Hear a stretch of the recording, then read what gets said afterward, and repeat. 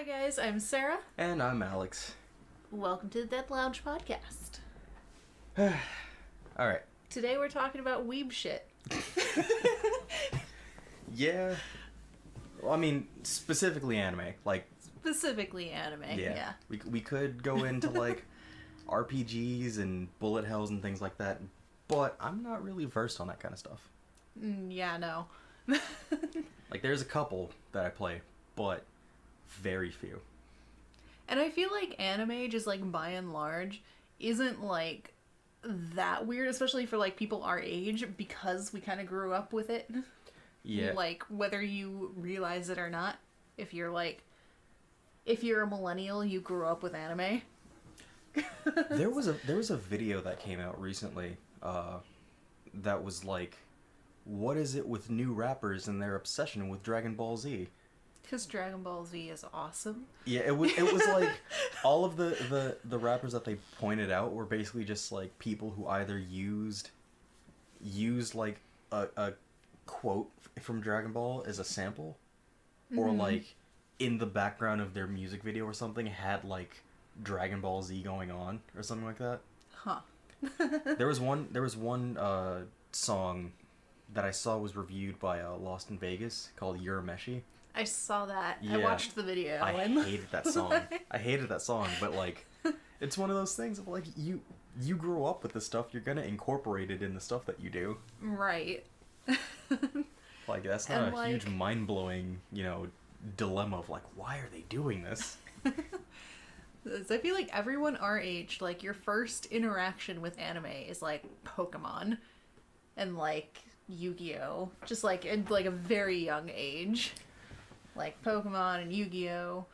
And then like all the stuff that was on like Toonami. Yeah, honestly, as in terms of introductions, I think you might, should include, you might should. I'm too excited about something else before the podcast started. Yeah, you might should include Dragon Ball and Sailor Moon into that list, because those were a lot of people's first animes as well. Yeah, I forget honestly that was a lot of first people's a lot of first people's animes. We're talking great here today. We're good with the words. But I forget that those were a lot of people's like first animes, because like I watched them as a kid, but I've told you before how I didn't have cable as a child, so like I only ever watched like Cartoon Network and like all that stuff when I was at like my nan's house, right, on the weekends. And so like I saw them as a kid, but like not every day, like a lot of it, because I only got to watch it on the weekends, I would just see like episodes here and there and just like kind of have to piece together what's going on. Right. and like since I didn't have cable, I had stuff that was on like the WB, so Pokemon and Yu-Gi-Oh. Yeah. And very briefly One Piece. Yeah, One Piece was on there until they got to Alabasta. And yeah, then it just disappeared. Then it got a little too much. Yeah. Too much violence, because America likes to shelter their children quite a lot. Also, I loved the edit for One Piece on the WB, the quote-unquote 4Kids edit, the dreaded 4Kids edit. Yeah. Sanji with his lollipops and Zoro being a non-violent swordsman, only using the back of his swords there. My favorite thing I ever saw from like the 4Kids edit, because I didn't really watch One Piece as a kid, that's a newer development in my life, but my favorite thing I saw it like on YouTube, moment in the Nami's arc in the Arlong Park, where she like fake stabs Usopp, and like in the dub they're like they had a moment where like they made it seem like Nami and Usopp were like secretly planning this together, and like, Usopp, hand me your rubber knife, and like It was so ridiculous. And he had, like, ketchup packets or something like, to break and make it look like blood. It's just ketchup. Just salty, metallic ketchup. Oh, it was great. I feel like everyone is glad that 4Kids can't touch anime anymore. Good. They don't deserve it. They've lost their rights. I saw something that, like, they like, got in trouble for, like, not paying royalties for, like, Yu-Gi-Oh! And, like, a lot of other shows. Mm-hmm. And, like, that's why they're not around anymore. It makes sense, honestly. Yeah, because Yu-Gi-Oh! And Pokemon, like, they're too big a property for you to, like, mess with like that. Yeah. Now, I know I always liked Yu-Gi-Oh! A lot better than Pokemon. Like, I watched Pokemon as a kid, but now, like, Pokemon is the big thing that, like, everyone loves and, like, remembers from their childhood. And, like, I loved Pokemon, but, like, it is also, like, a trend in my life that my favorite things are all the wrong things. Like, nobody... like, either nobody remembers or people just don't love it the way they love, like, other things. See, with me and Pokemon and Yu-Gi-Oh, it really just depended on, like, who I had to play it with me. Like, I loved Yu-Gi-Oh as a kid. I loved watching it. I loved playing it. And then they got into, like, this Battle Royale arc. Mm-hmm. And the rules changed. And, like, I would play, like, the quote-unquote classic rules with my friend, but he was the only other person who played Yu-Gi-Oh! So I was, like, buying cards and things like that, and I had this huge collection, and once he moved away, I had no one else to play it with, so I sold them, and then I moved out here, and everyone out here plays it.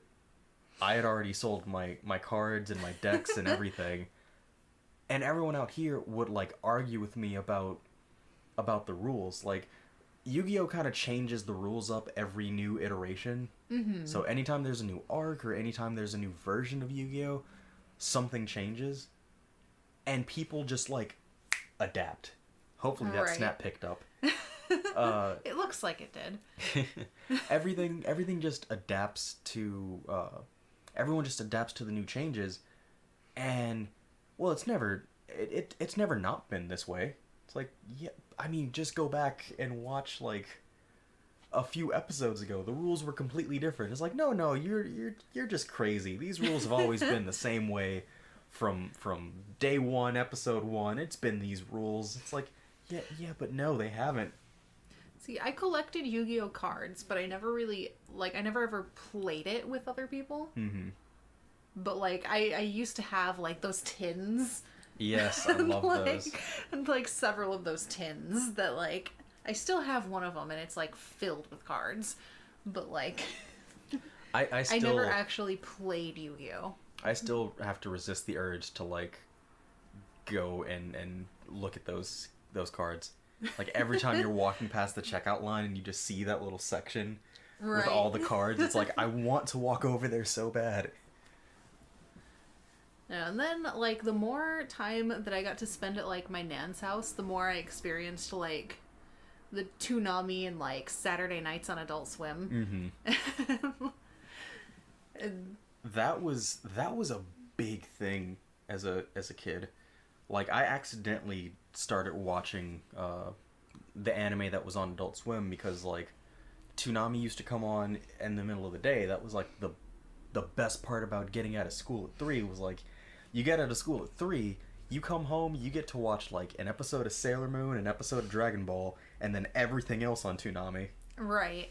Like, you got there right when it started. And then they moved it to, like, late at night, and so it was like, alright, you stay up late, and now you're watching all this anime. And then Toonami went away, and Adult Swim came on, and it was like... And, like, as a kid, it was kind of just, like, more cartoons on Saturday nights. Like... Yeah. And then suddenly it was, like, late at night anime started happening. Like, the cartoons would turn off at, like, 11:30, and all this anime would show up. And it's like, oh, anime, just like Rurouni Kenshin, and just like Dragon Ball, and just like what the fuck, he's killing a centipede monster. There's blood everywhere. Where'd this giant robot come from? What's this romantic drama? Why is that lady naked? And then you love it. You quickly figure out you should not tell your parents about it. Yeah. That was my big thing. Like, at my nan's house, like, as long as I didn't have the TV up loud enough for her to like, wake her up, I was good. And then just, like, go home and don't tell my parents about the content of the shows that I was watching. Yeah. And, like, my parents, I know, because of how strict they were, they would have stopped me from watching Inuyasha if they, like, really knew, like, what was in it. Right. Because my parents were very, very strict about what I watched when I was a kid. But, like, instead, they just knew it was a show that I really liked. So, like, there was an Inuyasha video game that, like, they got me for Christmas, and they, like, my aunt got me a box set of the movies, and, like... I still need to rewatch the Inuyasha movies. I used to watch them a lot with my brother when I was little. They're great. Like, anytime they would have, like, a Inuyasha movie marathon on Adult Swim, my brother would be, like, downstairs watching them on the big TV. Anime movies can be questionable, but I really like the Inuyasha ones. Yeah. You know, I need to watch more of the One Piece movies. They keep seeing, like, GIFs and stuff of the movies on Tumblr. I'm like, okay, I need to watch them. I get it. Like... I've only seen a couple of the movies. They seem good. I've seen more of the One Piece specials. And the specials can be good, and they can also be questionable. Mm-hmm. I know they're coming out with a new One Piece special, which means... they did one. They're doing one for, like, Skypiea, yeah. Yeah, in August 22nd or August 25th, one of those. Comes out in August. So that means that, you know, basically a hour or two long version of Skypiea condensed into one thing. Yeah, like what they did with the episode of East Blue. Episode of East Blue, episode of Sabo. I think they also did episode of Alabasta. Mm-hmm. The only one that I've actually sat down and watched was the episode of Sabo. Yeah. Because you had me watch that one. Yeah. The One Piece stuff is cool. The biggest issue with the One Piece stuff is that they're just not... They're not canon, and yet they are at the same time. Like, they feel like they're canon, and Oda does this thing where he'll introduce a concept in the movie, and it'll show up in the anime. Mm-hmm. Like, the coloring of Haki, like, when they introduced Haki... this is a random One Piece rant.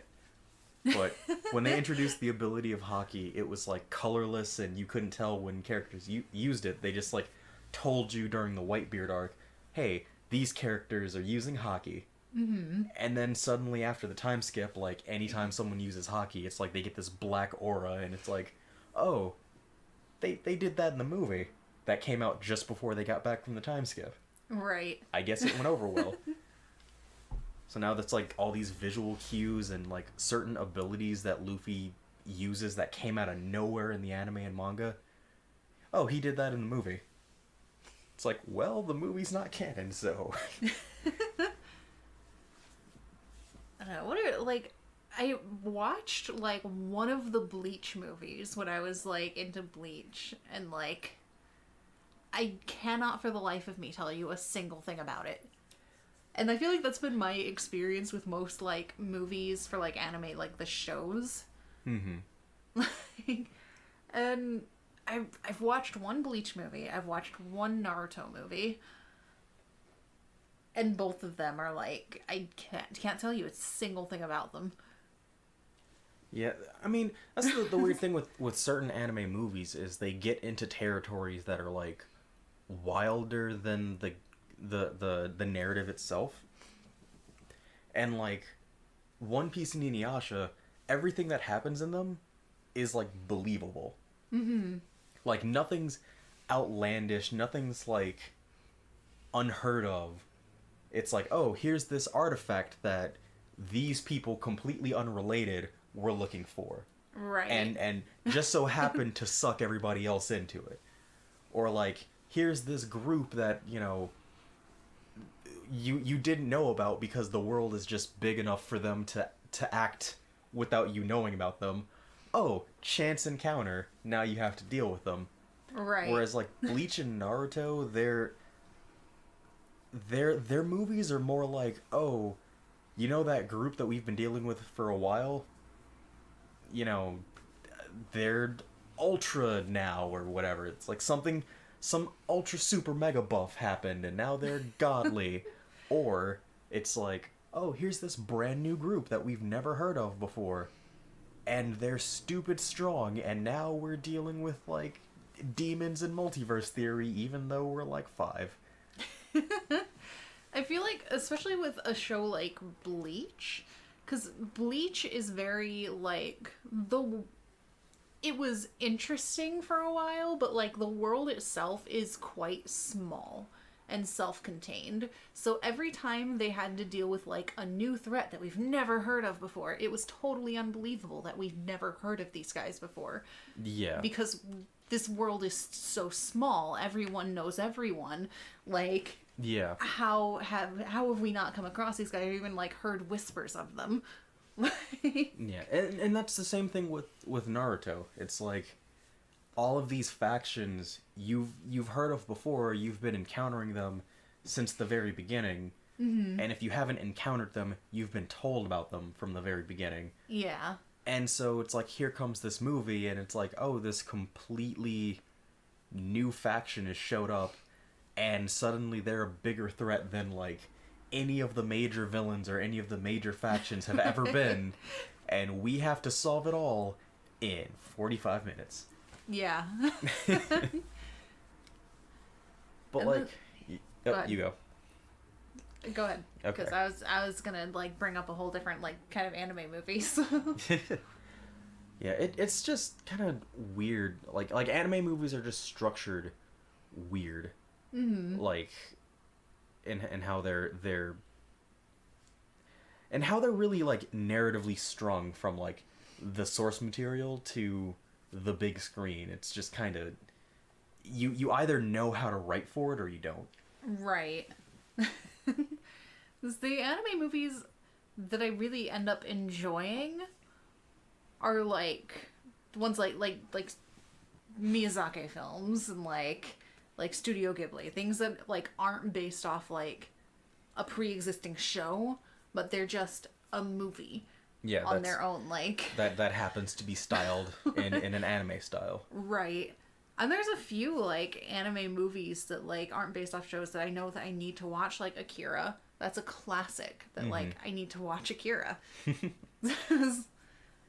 And wasn't there, like, a Ghost in the Shell movie that everyone, like, needed, like, everyone talks very highly of? That's where Ghost in the Shell came from. Yeah, the movie. It came from everyone the movie. Everyone talks very highly of, and I've seen the show, and I've not seen the movie. Yeah, likewise. I've seen clips from the movie, but it's the show is a spin-off of the movie. Mm-hmm. Kind of Buffy-esque, where, you know, people know about the movie, but chances are very few people have actually seen it. From what I've heard about the movie, though, it sounds like the Ghost in the Shell movie is better than the Buffy movie.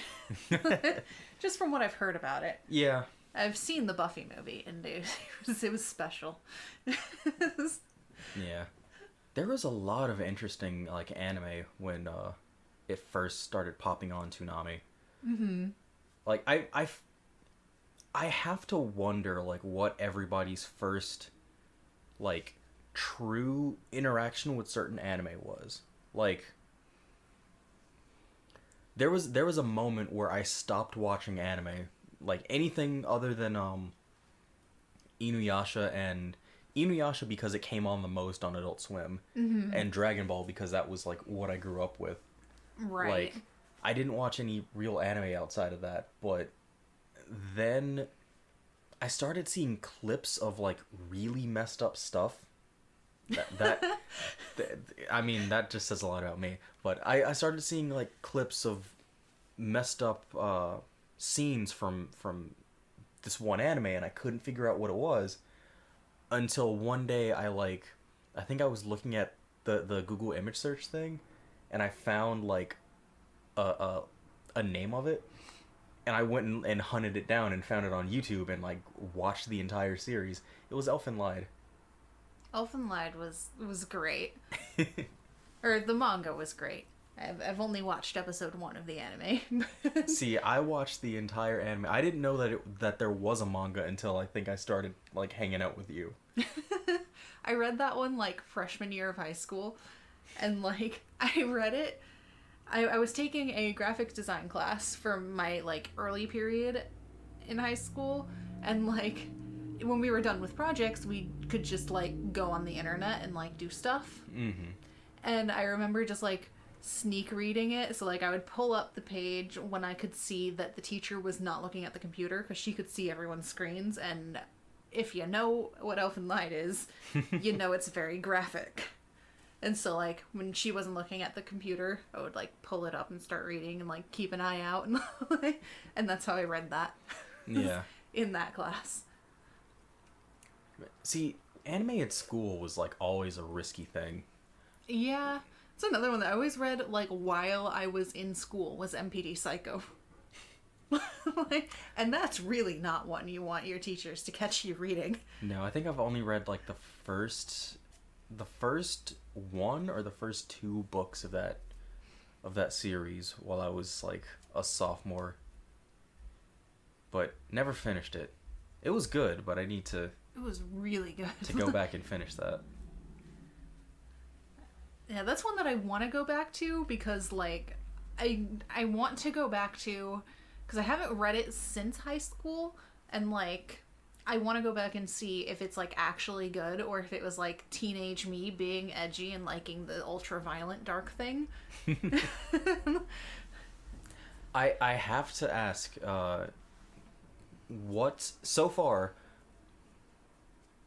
is older anime better? Generally speaking. Generally speaking. Because there's a lot of anime out there. I think a lot of the mainstream anime was better in the past. A lot of mainstream anime now is very like basic and boring, where it seemed like the anime that like landed on TV in like the 90s and early 2000s was a lot of like, there was a lot of originality and a lot of like interesting ideas, whereas now it's a lot of the same basic shonen story over and over and over again. So like as far as like mainstream anime, the older stuff is better. But I don't think you can say that older anime is better generally, just like as anime as a whole. Because there's a lot of good stuff out there. There is. See, that's one thing that I've noticed. I've started watching 2 new shonen animes, and I think that they're good, but I don't know if they're good. They've lost their I really don't know how to describe this. It's this weird sensation of like, I'm a fan of the origin of their tropes.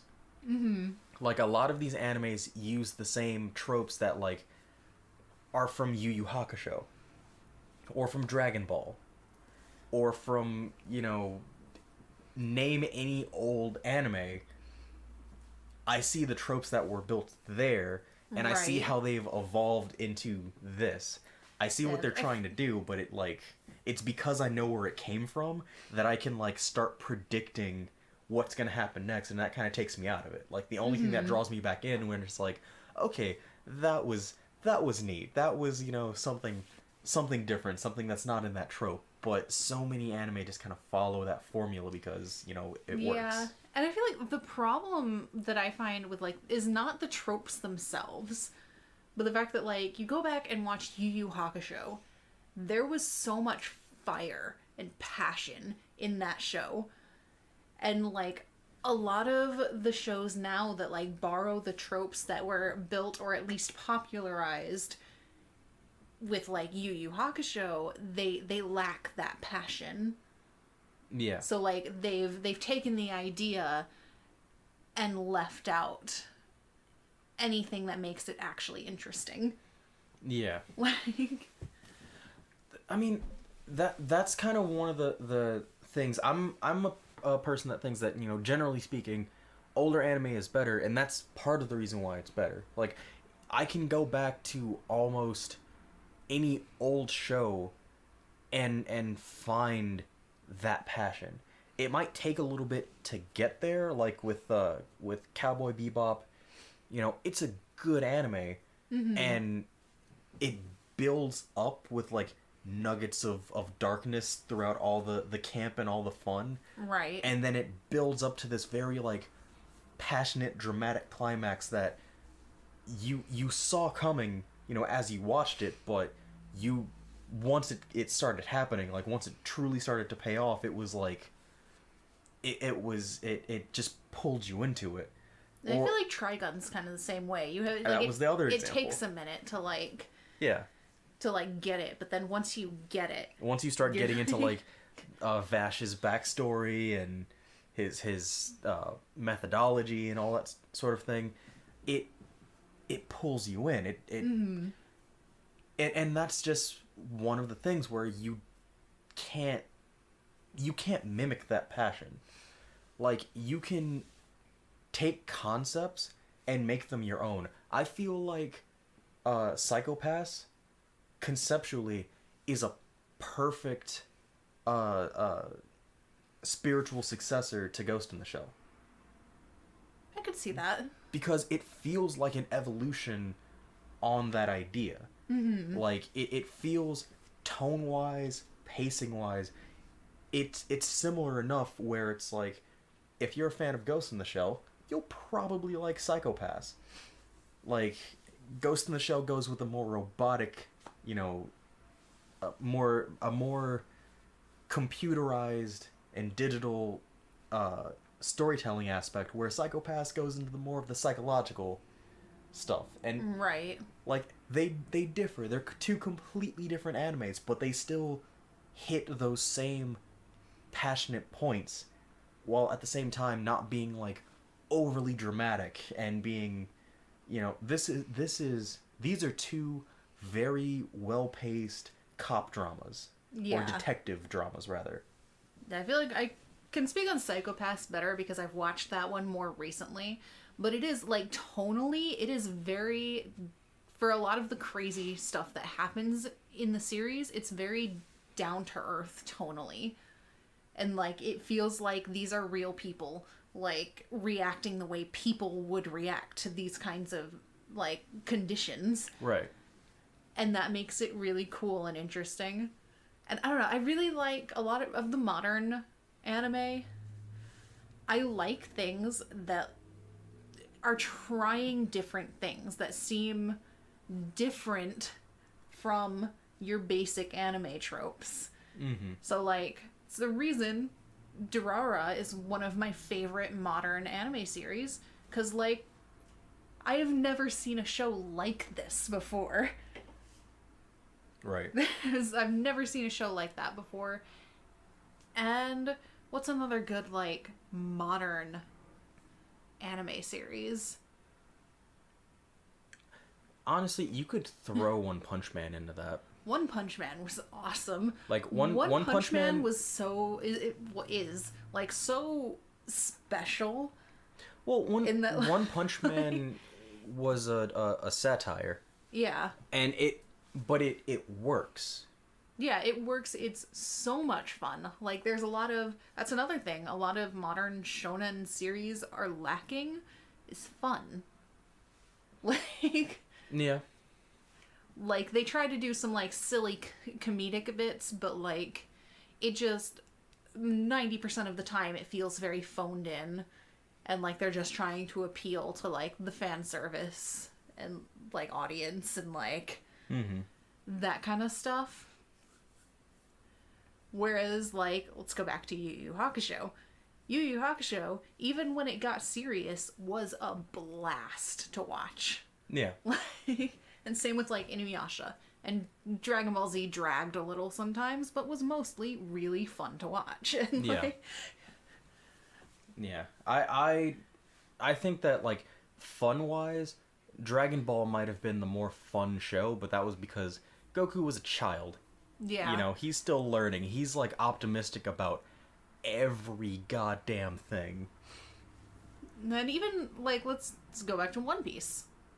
Like, One Piece, again, is a blast. Yeah. Like, even when things get serious, watching Luffy gets you pumped up and excited and, like... Yeah. I don't know. A lot of modern shonen series are, like, missing that excitement. Yeah, there are exceptions to the rule, but there's... Definitely. It's hard... One Piece, I feel like, is an exception only because it's both modern and older. Yeah. Well, it's both modern and classic. So...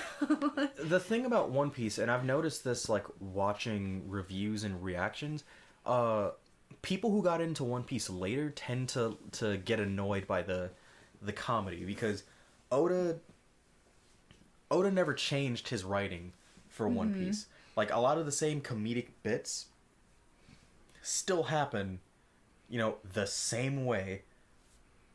Like, Luffy's obliviousness, some of the background characters, like, narrative reactions when someone does something, and then the dramatic reaction is to scream, "Oh my god, he just did blah!" Yeah, like the entire crowd of people, like... Yeah. Because that's Oda's style of comedy. That's the kind of stuff that he always found funny, and so he puts it in everything. He's not going to change that just because some people don't like it. Mm-hmm. You know, it's... He just hasn't evolved his style, but it still works. It still holds up regardless of, like, any nitpicky thing you might have to say about it. It holds up enough for people to overlook it or to just kind of roll with it. Right. But I don't know. Older anime tend to have, like, a lot darker of stories, and a lot it's like there's a pessimism behind everything. Like, even in Yu Yu Hakusho, that was the first time where, like, you know, I did this because of my friends or blah blah blah. But very little. And even then, like, friends or not, you still could lose this. Yeah. Like, you might have, like, justified standing up against this big bad by, my friends need me. And yet, no, bro, you turned into a demon and just murdered this guy. Your friends had nothing to do with that. Like, it was one of those things where that friendship monologue was something that the character told himself to get past what he has to do. His friends had nothing to do with that. Stuff in Dragon Ball. There is literally an arc in the original Dragon Ball where Krillin dies for the first time. Spoiler for Dragon Ball. Krillin dies for the very first time. Goku loses his shit and goes out and kills, like, kills the dude that killed Krillin. Mm-hmm. And then goes and kills the dude that made the dude that killed that killed Krillin. And those were some violent ass deaths. Like, that's like, you know, oh, he did it for his friend. Yes, he went on a murderous rampage for his friend. You know, Like, starry-eyed defender of Earth, murderous rampage for friendship. I also feel like there is the era of anime, the Naruto era, where, like, a lot of us who, like, grew up with anime got, like, back into anime, or, like, realized that anime is its own thing, right? And started, like, actually getting into it as its own thing. I feel like there were a lot of really interesting things going on with shows then too. Yeah, because that was, like, with, like, Death Note was also came out around, like, that time, and, like, Code Geass. Just like one of my favorite shows of all time, anime or live action. Yeah, there was also Big O. That was a good one. Shout out to anybody who remembers Big O.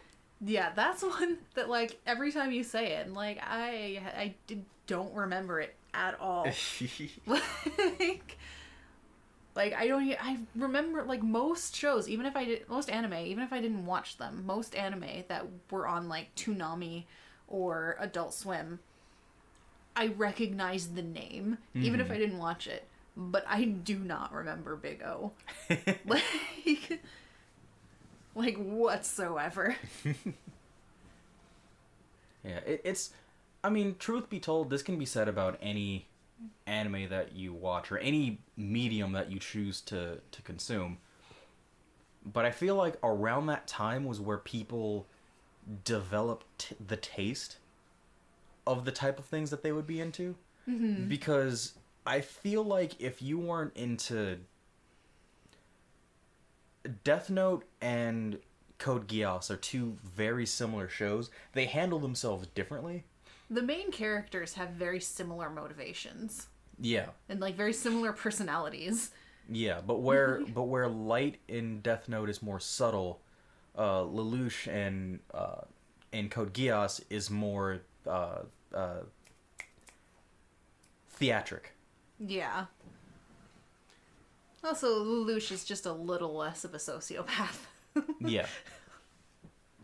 Yeah.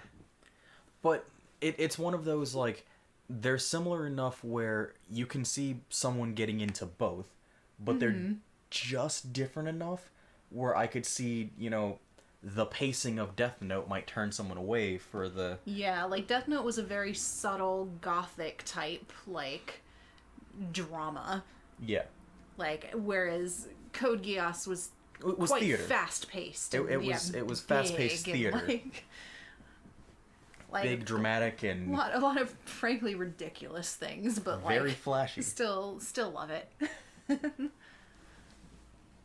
But, like, to that same vein, you know, Naruto and Bleach came out in the West around the same time, and yet they're similar enough where you could get into both quite easily, but they're just different enough where you could pick a favorite between the two. In a similar sense, like, Bleach was a lot darker and a lot more, a lot heavier than Naruto at first, and then as they went on, they kind of, like, delved into different territories. Bleach kind of stayed the same thematically. Yeah. Or tonally, rather. Where Naruto Bleach stayed the same in a lot of ways. Yeah. And copy-paste this story arc onto a new skin. Yeah. Yeah. You know that the name of those villains? Just, like, copy all of those words, replace it with this one. We're good. We did it. New arc in the bag. Yeah, Bleach had so much potential. But... Whereas I feel like Naruto went... Like, how Naruto ended off, I feel like, is predictable. Yeah. When you, like, watch it from the beginning, where it went, like, it went in a predictable direction. Whereas, like, Bleach... Watching it from the beginning, you're like, oh, this is gonna be great. Yeah. And then it's like... See, I feel like that's kind of the beauty of something like One Piece and something like Dragon Ball. Because Dragon Ball, you don't know what the point of Dragon Ball is from the very first episode of Dragon Ball. Mm-hmm. Like, it's... hey guys, let's go out and find those Dragon Balls together. Yeah. And like 12 episodes in, they find all the Dragon Balls, they make the wish, the balls get scattered across the earth. A pair of underwear. Yeah, that was the very first wish on this immortal dragon. A pair of underwear. Pair of underwear. And the balls scatter across the earth, and what does Goku do? He just leaves his friends. Literally just like, alright, I'm gonna... You know that dude we met back in episode 2? The turtle dude? I'm gonna go hang out with that guy. And just leaves. Just packs his shit and leaves. What is the plot? What is his end goal? Even at the very end of the series, you never know what the end goal is. Mm-hmm. And then in Z, you never know what the end goal is. Right. And then you have One Piece where you know what the end goal is. You know, alright, Luffy wants to be king of the pirates. How the shit is he gonna do that? Like, the more they develop the world, like, especially after these last few chapters, it's like... Oh, yeah. Things are... It's like the dream is within reach, but at the same time, like... Yeah, I feel like it's more, like... It seems more possible than ever. But at the same time, it seems crazier than ever. Yeah. Like, you actually see what he's gonna have to deal with to get there, and it's one of those... He's as close to his dream as he's ever been, and yet this is the... Like, I'm at that point where I can't quite believe he can make it there. It's like, after that last arc, those last couple fights, it's like... You're not ready for what comes next. But everybody thinks you're gonna make it there, though.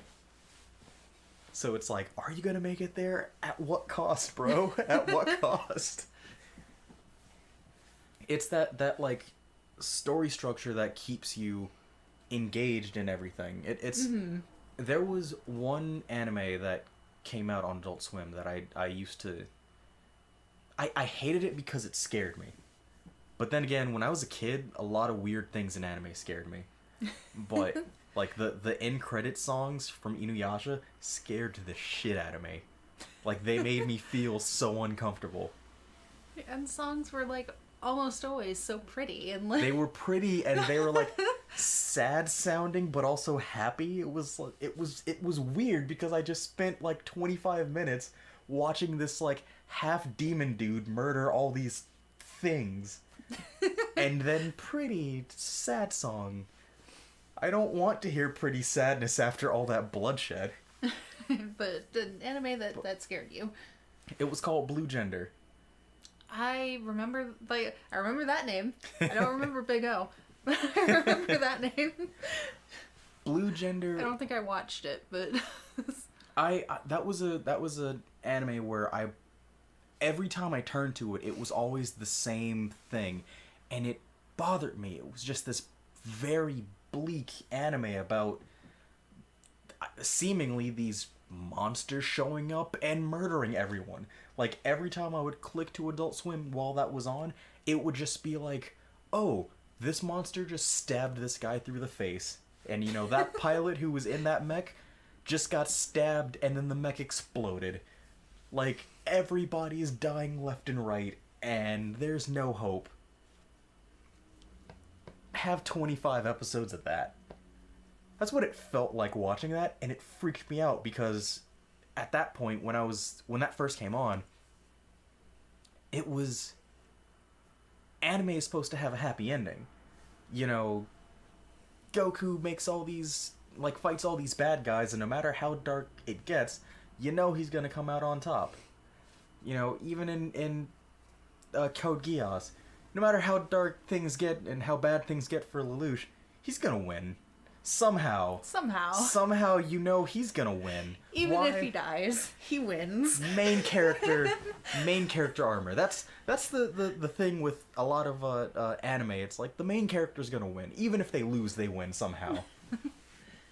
But it was one of these things where, like, it was so bleak, and no one could...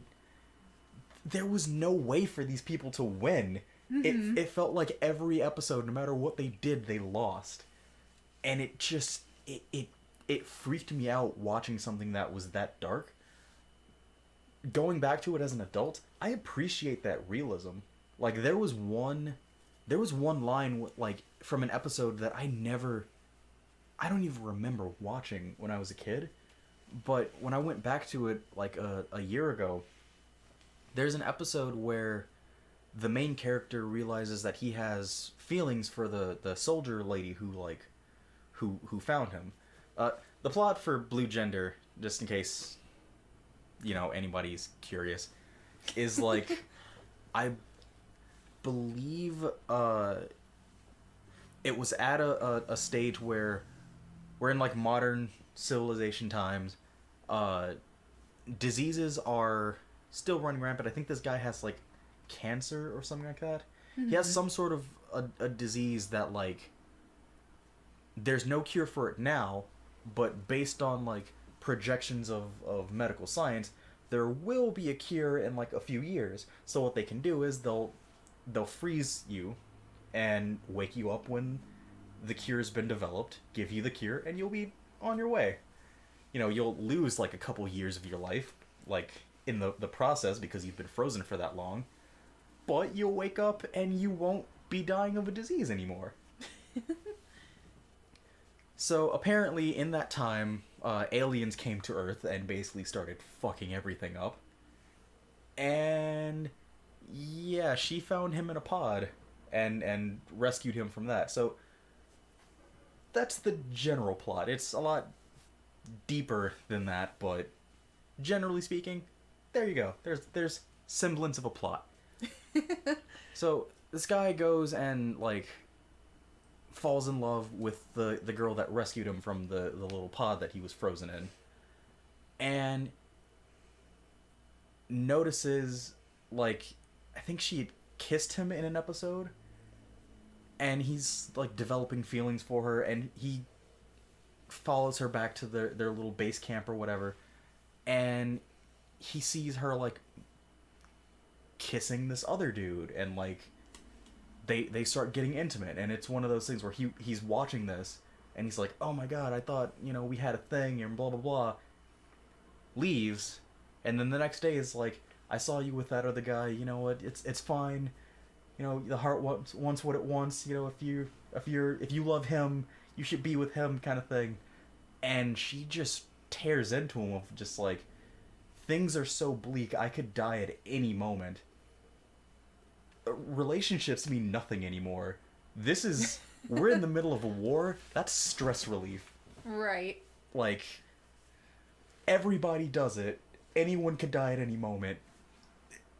Fuck your love. It doesn't matter. And it was such like a... harsh. Yeah, it was. And the dude, like, was just like, dear God, that's bleak. Like, but it was one of those, like, that's a realistic mindset. Like, that's a mindset you don't get that in any sort of TV show where people just casually approach like romance like that. Again, it's that like same kind of passion of like, it's not passion as in like, you know, romantic passion, but that's like dramatic passion. Like, it's an understanding of the situation and like expressing it in a way that makes sense in that medium. Like, you'd never think about something like that watching an anime. Like, you wouldn't think in the middle of a war in, like, Inuyasha, like, oh, everybody's gonna just start fucking because they're so stressful. It's like, no, because that's not the type of show Inuyasha is. Yes, I think the first show that I ever watched that, like, made me stop and, like, that was dark, like, that was dark, was probably Death Note.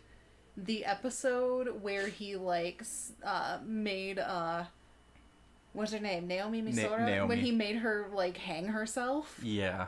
That was the first time an anime ever made me, like, pause, stop, holy. It was that you gotta comprehend what you just witnessed. Like, he was just, like, smiling as she walked off to hang herself. And, like... Yeah, Death Note was great. That was, like, those couple of episodes were just, like, on the edge of your seat. So crisp, like, well done. Like, that was 2 episodes worth of build-up of just how is he gonna get out of this? And there's a YouTube video literally about that episode. So, like, pretty much the whole episode is just him walking down the sidewalk, talking to her. Yeah. And yet it manages to be one of the most intense episodes in the whole series. Like, I feel like that was a 45-minute walk. Yeah. Like, at most, maybe. And that was just like such quick thinking. You were just on the edge of your seat the entire time. Yeah, there's not many animes like that anymore. There is one anime that I like. I don't know if you would. You might, but because apparently I'm hard to gauge. When it comes to certain animes, yeah. I didn't think you would like One Punch Man as much as you did. There were two animes that I've shown you before where it was like Another and One Punch Man, where I showed you Another because I thought that, you know, that would be an anime that you would love, given the anime that we had talked about at that point was like all this more dark stuff, more supernatural stuff, and it was like... And I did love Another. It just took me a while to actually go back to watch it. It was like, I showed you an episode of Another, and then it was like, she'll probably get a kick out of One Punch Man for like an episode or two. And you had...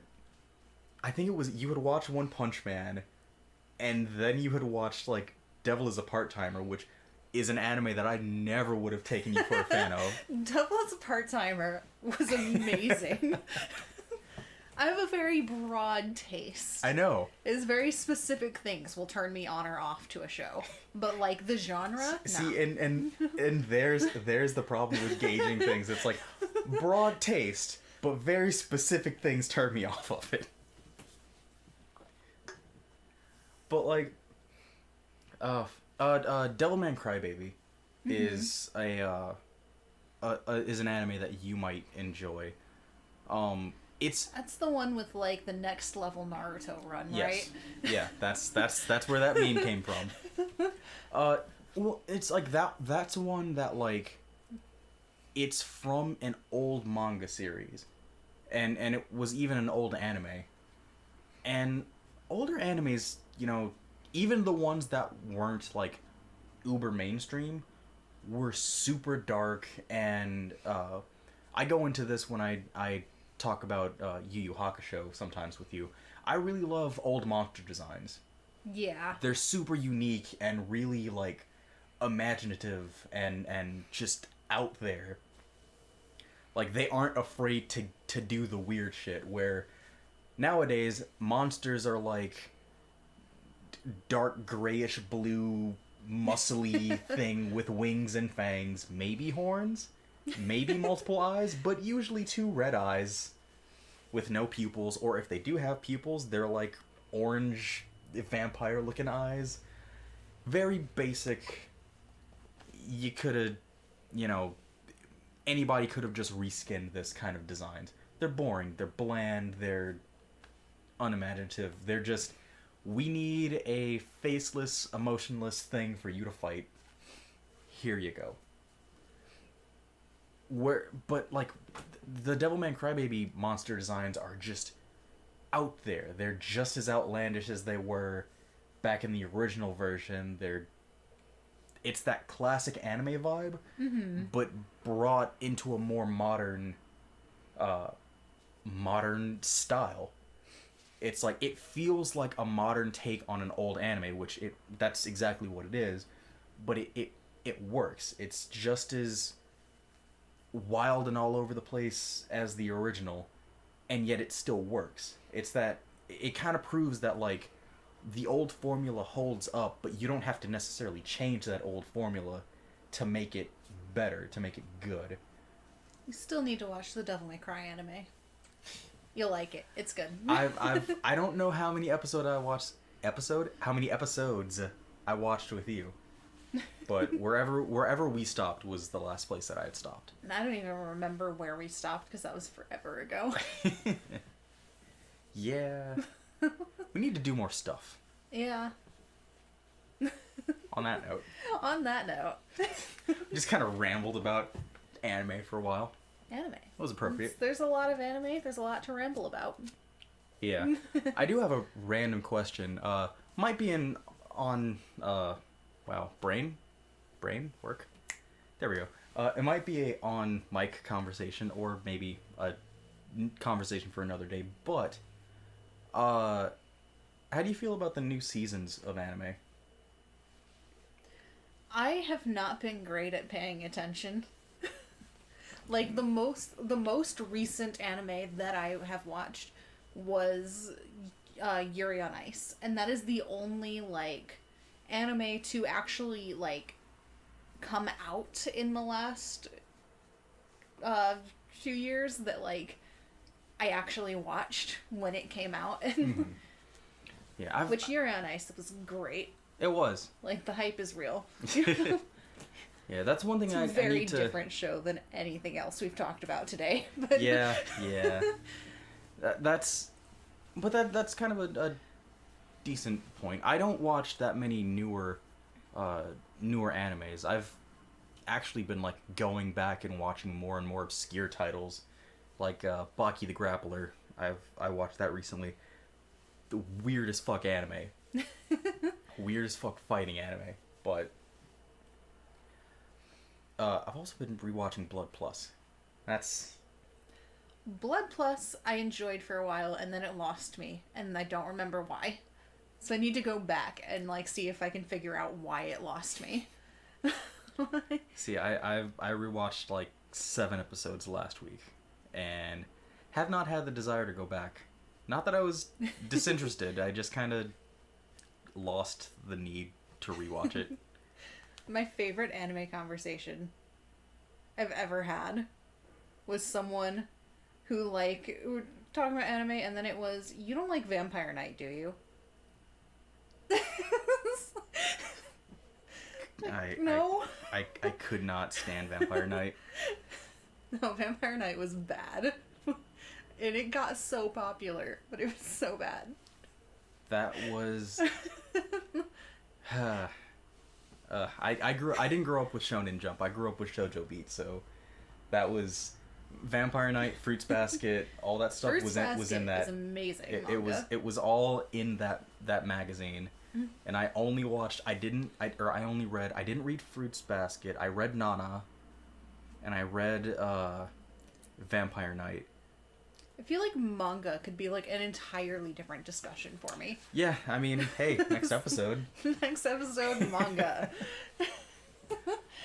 Yeah, but yeah, I should start paying more attention to like newer seasons of anime, because it's getting more relevant as more things start like getting added to it. Like the next One Punch Man just got announced that's coming out with the next. It's either going to come out with the fall anime or the winter anime, because there's usually like 12 or so shows that come out each season.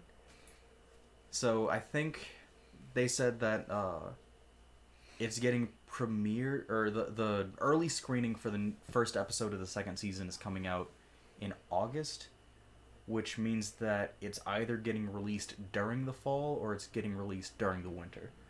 But it should be released, episode 1 should be released before the end of this year. Can't wait. But yeah, should probably, keep up to date on the seasons of anime. It just means watching anime I might not like. Who knows? Gotta wade through the crap to find the gems. The good stuff, yeah. Yeah. I feel like that's the same with anything. Like, people act like that's unique to anime, but there's plenty of trash TV shows, like on the CW, when you get out of like the superhero stuff, or like Fox, or you trying to watch sitcoms or anything like. But that's one thing you gotta wade through the crap. that's one thing I've noticed with me. I'm just not willing enough to do that for certain things. Like if I give a show a shot, I'm giving it a handful of episodes. Like I don't know. I'm more forgiving with anime than like TV shows, but it's still I don't want to waste my time, especially the more busy I've been getting. Like I don't want to risk investing the time into a show that I'm not gonna like. And it's only an hour, but it feels like forever when you don't like something. Right. Like a lot of live action shows, I never would have given them a shot if you hadn't sat me down and made me watch them. And I ended up liking them and watched them on my own. But I never would have watched Buffy, never would have watched Doctor Who, never would have watched Once Upon a Time. any of these live action shows. Never would have touched them if you hadn't made me watch them, because they don't look interesting. You know, from going from like Dragon Ball and Invader Zim and things like that to Buffy doesn't look anything like Billy and Mandy. Doesn't look anything like Death Note. Nah, gonna leave that alone.